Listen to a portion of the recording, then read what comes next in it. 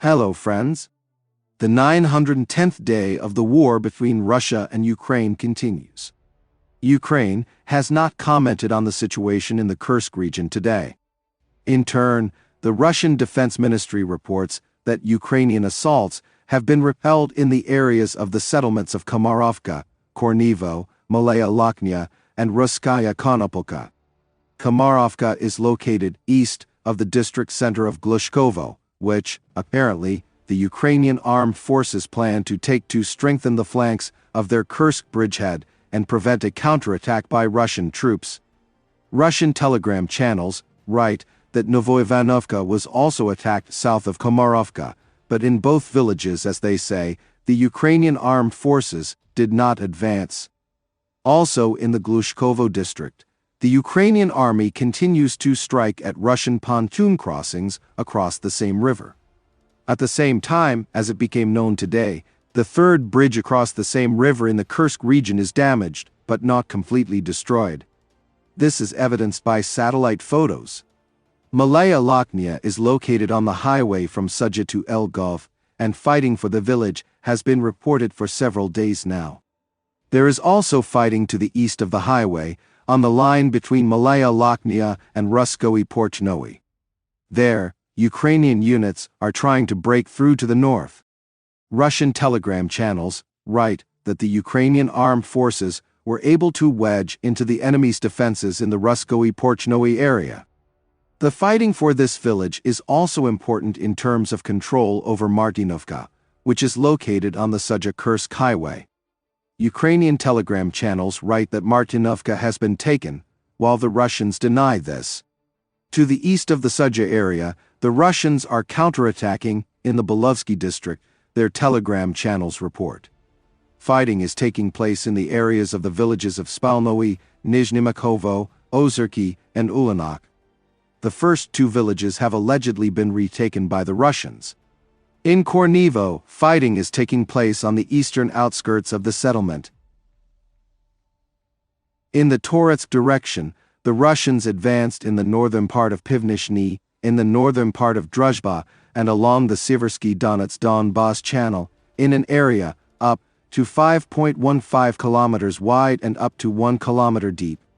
At the same time, in neighboring New York, according to the military telegram channel Deep State, fighting is still ongoing.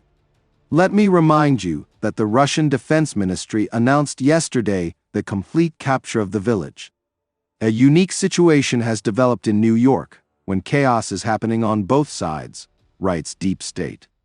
According to it, in recent days the Russians have been bypassing the positions of the Ukrainian armed forces and are trying to concentrate in Nelipivka.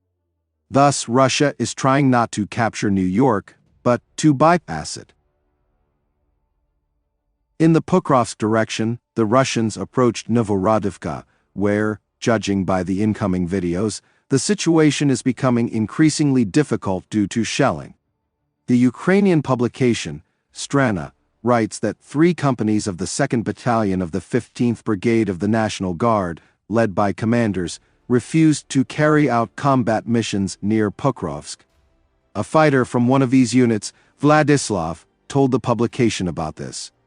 In mid-August, our 2nd Battalion was transferred to Pokrovsk. We immediately took up positions. But the problem is that we arrived to Pokrovsk with a huge personnel shortage. After a week of fighting, there were even fewer of us, left 10 to 13 people in a company, including commanders. I know that the average staffing level of a company is from 80 to 100 people.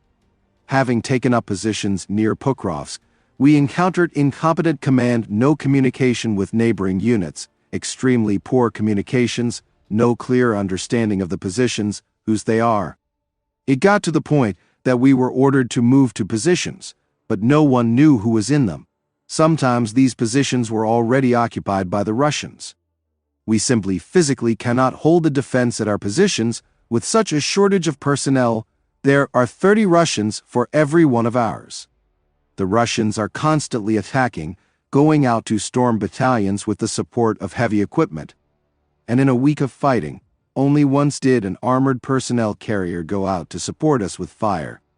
The Russians are advancing in a continuous stream along the railway in the Myrnorod area. The extremely poor coordination and lack of communications is evidenced by the fact that one of the units covered us from the flank, but they retreated under the pressure of the Russians without informing us. As a result, one of our groups was never able to leave the battle. Now we do not know where they are. They died or were captured. Therefore, 3 of our companies from those transferred to Pokrovsk refused to carry out combat orders. The command arrived and suggested that those who refused to carry out combat orders take a step forward. Everyone who remained, led by the commanders, took a step. The command filmed it on video and left. Now we do not know what will happen next. We are waiting for the consequences.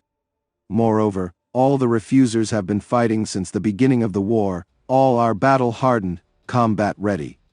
But there are simply too few of us left, said Vladislav, a fighter from one of these units. Friends, this channel exists solely thanks to your support. If you have the opportunity and desire to support the channel, I will be very grateful to you. Thank you very much and see you in the next video.